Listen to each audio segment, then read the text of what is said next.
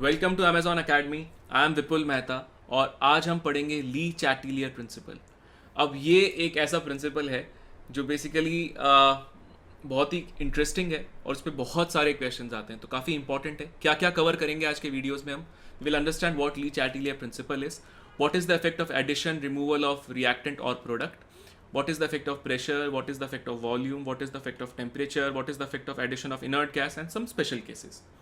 अब एक बात ध्यान रखनी है कि ली चैटिलियर प्रिंसिपल का मतलब क्या है। If an outside influence disturbs an equilibrium the system undergoes a change in a direction that counteracts the disturbance and if possible return to the equilibrium. इसको मैं सीधे शब्दों में बताऊं तो अगर इक्विलिब्रियम है आपके पास और आप एक कोई भी एक्सटर्नल चेंज कर रहे हैं तो इक्विलिब्रियम उस डायरेक्शन में जाएगा जो उस चेंज को मिनिमाइज करे या उस चेंज को अपोज करे। तो फॉर एग्जाम्पल अगर सपोज मैं आपसे कहता हूं कि इफेक्ट ऑफ एडिशन और रिमूवल ऑफ प्रोडक्ट्स या रिएक्टेंट, सपोज मैंने आपको ये इक्विलिब्रियम दे दिया, ये इसको मैं इक्विलिब्रियम बना देता हूं। What is the effect of equilibrium if at equilibrium A is added. तो according to Le Chatelier principle क्या होना चाहिए, मैंने ए ऐड किया है, अगर मैंने ए ऐड किया है तो सिस्टम कहां जाएगा या रिएक्शन कहां जाएगा जहां पे ए की वैल्यू कम हो। ए की वैल्यू कम कहां हो रही है, फॉरवर्ड डायरेक्शन में, तो ये कहां जाएगा, रिएक्शन। जब ये रिएक्ट करेगा तो reaction will go in forward direction. Simple है। अगर मैं कहता हूं कि सी को रिमूव कर देते हैं तो सी को अगर मैं रिमूव कर रहा हूं तो मैं सी की वैल्यू कम कर रहा हूं, तो रिएक्शन कहां जाएगा according to Le Chatelier principal, जो सी की वैल्यू को बढ़ाए। सी की वैल्यू कहां बढ़ेगी, जब ये रिएक्शन जाएगा फॉरवर्ड डायरेक्शन में, तो रिएक्शन कहां जाएगा, फॉरवर्ड डायरेक्शन में। अगर मैं कह रहा हूं डी को ऐड कर रहा हूं, यानी कि मैं डी की वैल्यू बढ़ा रहा हूं, अगर मैं डी की वैल्यू बढ़ा रहा हूं तो रिएक्शन कहां जाएगा, जहां पे डी की वैल्यू होती है कम, यानी कि ये रिएक्शन कहां जाएगा, बैकवर्ड डायरेक्शन। सिंपल है ना। अगर मैं बी को रिमूव कर रहा हूं, अब एक बात ध्यान रखिए, बी एक सॉलिड है, सॉलिड की एक्टिविटी क्या होती है, 1। तो अगर किसी भी चीज की एक्टिविटी 1 है तो क्या इक्विलिब्रियम पे कोई फर्क पड़ने वाला है, नहीं, क्योंकि आप अभी भी इक्विलिब्रियम पे के की वैल्यू क्या लिखते हैं, सी इंटू डी या partial pressure of C into partial pressure of D upon partial pressure of A, B तो आएगा ही नहीं। तो अगर कोई भी ऐसी चीज या सॉलिड है जिसकी एक्टिविटी 1 है या प्योर लिक्विड है जिसकी एक्टिविटी 1 है, उसके एडिशन या रिमूवल से कोई फर्क नहीं पड़ेगा। तो मैं यहां पे क्या लिख सकता हूं, नो अफेक्ट ऑन इक्विलिब्रियम। एक चीज और, ली चैटिलियर प्रिंसिपल पे हम इक्विलिब्रियम पे इफेक्ट देखते हैं। ओके चलिए, तो ये सबको समझ में आ गया। इफेक्ट ऑफ प्रेशर, तो इसमें ये एक आपको कॉन्सेप्ट ध्यान रखना है कि प्रेशर प्रोपोर्शनल टू मोल्स होता है। ठीक है, तो आपके पास 3 केस आ सकते हैं, या तो डेल्टा एन जी 0 से बड़ा है, या डेल्टा एन जी 0 के बराबर है, या डेल्टा एन जी 0 से कम है। डेल्टा एन जी क्या होता है, चेंज इन गैशियस मोल्स, यानी कि gaseous moles of products minus gaseous moles of reactants. तो यहाँ पे आप देखेंगे तो 1 है, यहाँ पे 0 है, यहाँ पे -1 है। अगर मैं कहता हूं, सपोज इसमें क्या होगा, लेट्स सी, अगर मैं प्रेशर बढ़ाता हूं तो according to Le Chatelier principle रिएक्शन कहां जाएगा, जहां पे प्रेशर है कम। प्रेशर प्रोपोर्शनल टू मोल्स है, यानी कि जहां पे मोल्स है कम। अब यहां पे मोल्स कम कहां है, प्रोडक्ट के साइड में 2 मोल्स है, रिएक्टेंट के साइड में 1 मोल्स है, तो ये रिएक्शन कहां जाएगा, जहां पे मोल्स है कम, यानी कि बैकवर्ड डायरेक्शन। सिंपल है ना। सिमिलरली अगर मैं कहता हूं कि मैंने प्रेशर किया कम, तो according to Le Chatelier principle रिएक्शन कहां जाएगा, जहां पे प्रेशर है ज्यादा। प्रेशर जहां पे ज्यादा होगा वहां पे मोल्स भी ज्यादा होंगे। मोल्स कहां पे ज्यादा है, रिएक्टेंट साइड में यहाँ पे, तो रिएक्शन कहां जाएगा आपके पास, सॉरी प्रोडक्ट साइड पे यहाँ पे, तो कहां जाएगा ये, फॉरवर्ड डायरेक्शन। इस पे देखते हैं, अगर मैंने प्रेशर किया ज्यादा तो रिएक्शन कहां जाएगा according to Le Chatelier principal, जहां पे प्रेशर है कम, यानी कि जहां पे मोल्स है कम। मोल्स कहां पे कम है, फॉरवर्ड डायरेक्शन में, तो रिएक्शन कहां जाएगा आपके पास, फॉरवर्ड डायरेक्शन में। अगर मैंने प्रेशर किया कम तो रिएक्शन कहां जाएगा, जहां पे प्रेशर है ज्यादा। प्रेशर कहां पे ज्यादा है आपके पास, जहां पे मोल्स है ज्यादा। मोल्स कहां पे ज्यादा है आपके पास, बैकवर्ड डायरेक्शन में, तो ये रिएक्शन कहां जाएगा, बैकवर्ड डायरेक्शन में। इस केस के अंदर दोनों के मोल्स बराबर हैं, तो इस केस में क्या होगा, no effect of pressure, or I can say no effect of change in pressure on equilibrium। ठीक है। अगर मैं आपसे कहता हूं इफेक्ट ऑफ वॉल्यूम, तो इसके लिए एक ट्रिक ध्यान रखिए।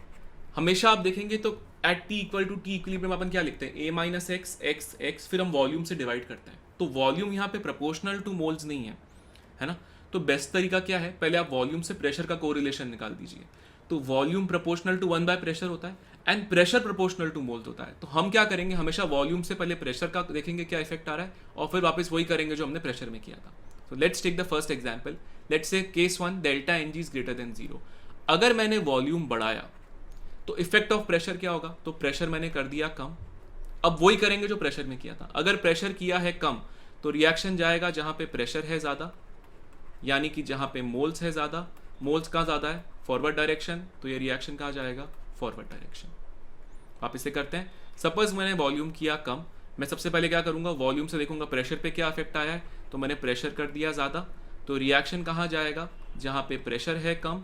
प्रेशर जहाँ पे कम होगा, जहाँ पे मोल्स है कम, मोल्स यहाँ पे कहाँ पे कम है, बैकवर्ड डायरेक्शन। सपोज मैं यहाँ देखता हूँ, अगर मैंने वॉल्यूम किया ज़्यादा, इमीडिएट इफेक्ट प्रेशर पे क्या हुआ, वो हो गया कम, तो रिएक्शन कहाँ जाएगा, जहाँ पे प्रेशर है ज़्यादा। प्रेशर कहाँ पे ज़्यादा है, जहाँ पे मोल्स है ज़्यादा। मोल्स कहाँ पे ज़्यादा है, बैकवर्ड डायरेक्शन। अगर मैंने वॉल्यूम किया कम तो इमीडिएट इफेक्ट क्या हुआ, प्रेशर बढ़ गया। प्रेशर बढ़ गया, इसका मतलब रिएक्शन कहाँ जाएगा, जहाँ पे प्रेशर है कम। प्रेशर कहाँ पे कम है, जहाँ पे मोल्स है कम। मोल्स कहाँ पे कम है, फॉरवर्ड डायरेक्शन। यहाँ पे अगर मैं देखता हूँ delta n g equal to 0 है, तो यहाँ पे क्या होगा, आपके पास no effect of change in volume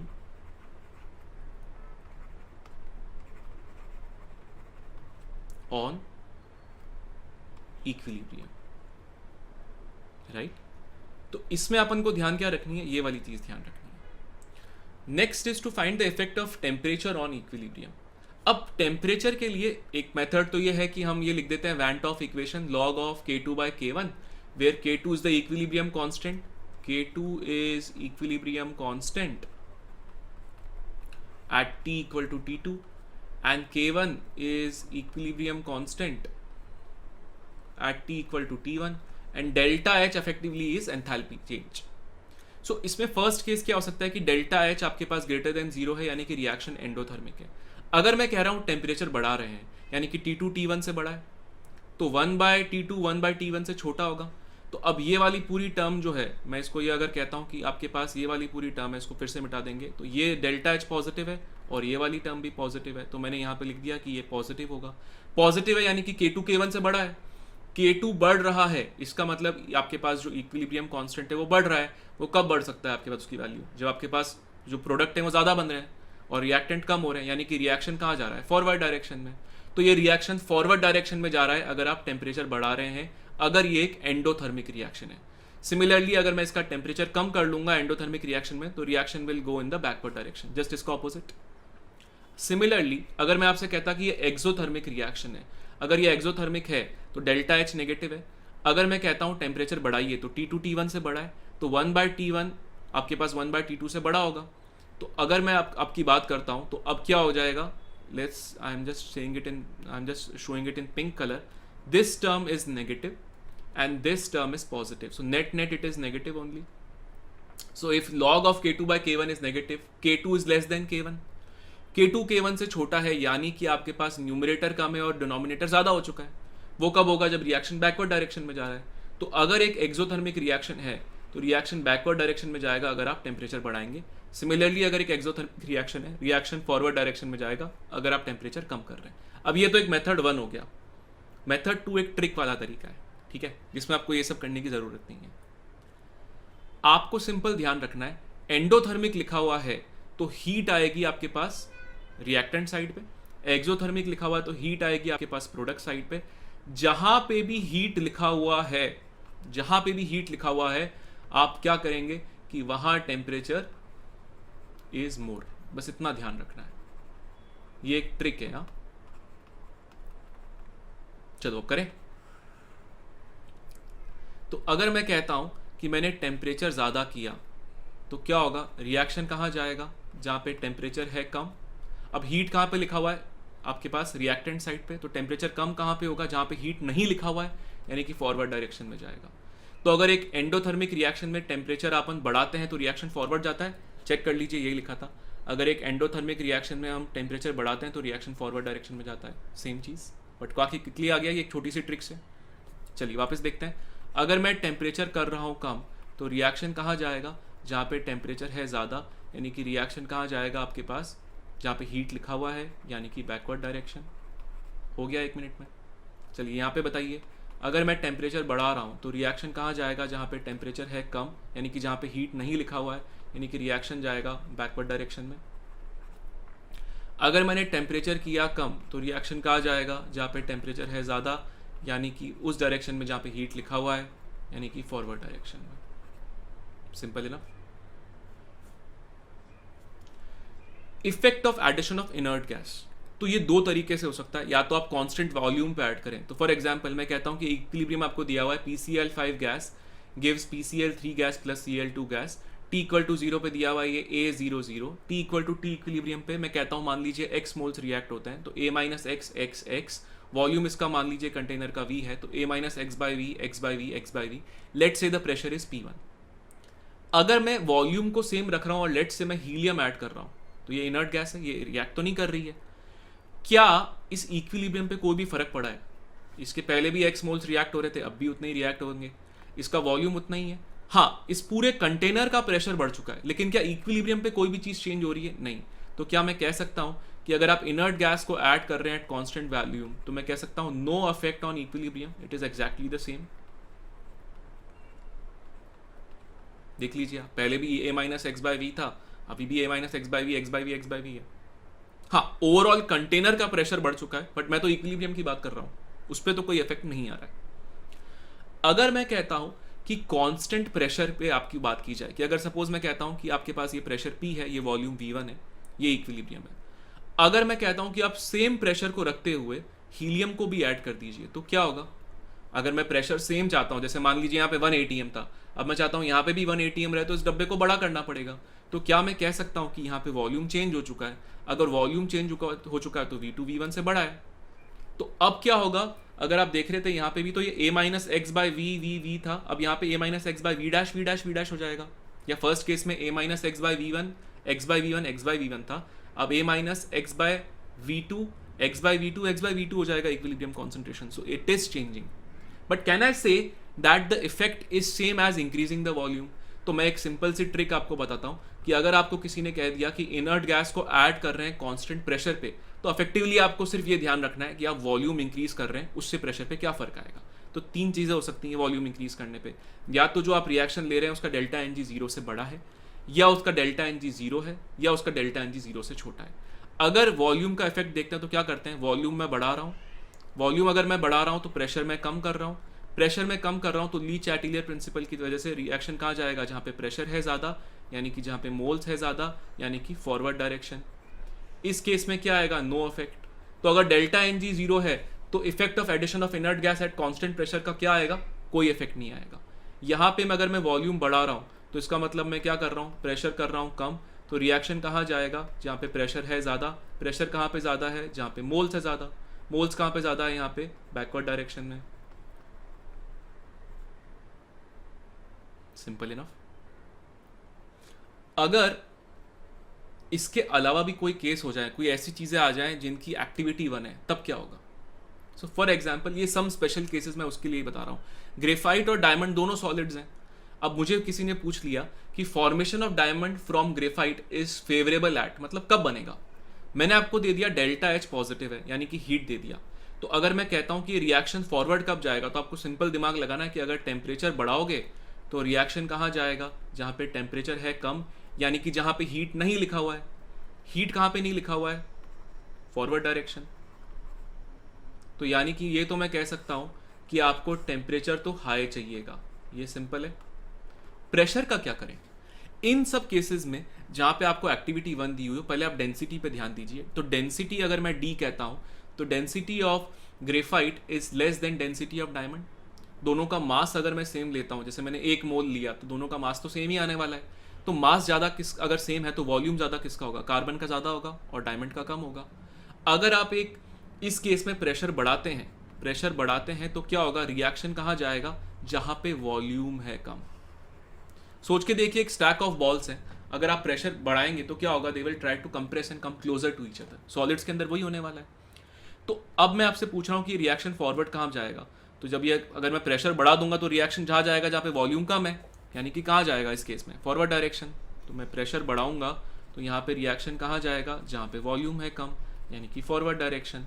तो यानी कि मैं क्या चाहता हूँ, यानी कि मैं चाहता हूँ कि हाई प्रेशर हो, तभी रिएक्शन फॉरवर्ड डायरेक्शन में जाएगा।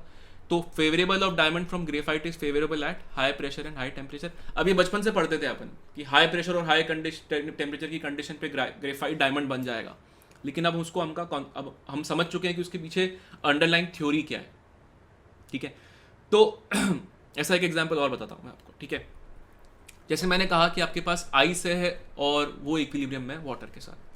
अब एक बात बताइए, सपोज मैंने आपसे कह दिया कि डेल्टा एच पॉजिटिव है, बर्फ पिघलेगा तो हीट देनी पड़ती है, तो यानी कि यहाँ पे हीट आ गया। मेरा सवाल है, melting of ice to water is favourable at, यानी कि ये रिएक्शन फॉरवर्ड डायरेक्शन में जाना चाहिए। सबसे पहले टेम्परेचर पे तो मैं डायरेक्ट कमेंट कर सकता हूँ। टेम्परेचर अगर मैं बढ़ाऊंगा तो रिएक्शन जाएगा जहाँ पे टेम्परेचर है कम, यानी कि जहाँ पे हीट नहीं लिखा हुआ है, यानी कि फॉरवर्ड डायरेक्शन। ये तो सिंपल हो गया, यानी कि ये तो हो गया आपके पास हाई टेम्परेचर, सिंपल। प्रेशर की अगर मैं बात करता हूं, चलिए प्रेशर के बारे में सोचते हैं। आइस और वाटर दोनों की एक्टिविटी वन है। आइस एक सॉलिड है, लेकिन आई थिंक ये one of the few cases है जब सॉलिड की डेंसिटी लिक्विड से कम होती है। क्योंकि क्या होता है, ये आप ऑलरेडी केमिकल बॉन्डिंग में भी पढ़ चुके हैं कि आपके पास आइस जो होता है उसके मॉलिक्यूल्स में केज लाइक स्ट्रक्चर बनता है, राइट। तो क्या होता है, वॉल्यूम बढ़ जाता है फॉर द सेम मास, तो डेंसिटी कम हो जाती है। तो अब गलती नंबर 1, लोग ये सोचते हैं अच्छा आइस तो सॉलिड है, वाटर आपके पास लिक्विड है, तो सॉलिड की डेंसिटी ज़्यादा होती है, लेकिन आइस फ्लोट्स ऑन वाटर, तो density of ice is less than density of water. तो वॉल्यूम क्या होगा for the same mass, volume क्या होगा जल्दी से बताइए, ये कम होगा? नहीं, वॉल्यूम क्या होगा जल्दी से बताइए। अगर इसकी डेंसिटी कम है तो इसका वॉल्यूम ज़्यादा होगा, इसका वॉल्यूम कम होगा। अब अगर मैं कहता हूँ कि मैं प्रेशर बढ़ाता हूँ, ठीक है, एक्टिविटी 1 है, तो रिएक्शन कहाँ जाएगा, जहाँ पे वॉल्यूम है कम। वॉल्यूम कम कहाँ पे है, फॉरवर्ड डायरेक्शन में। तो मैं क्या कहूँगा कि आप हाई प्रेशर वाली कंडीशन अप्लाई करेंगे तो रिएक्शन फॉरवर्ड डायरेक्शन में चला जाएगा, सिंपल है। तो क्या मैं कह सकता हूँ that melting of ice is going to be favourable at high pressure and high temperature, simple है ना।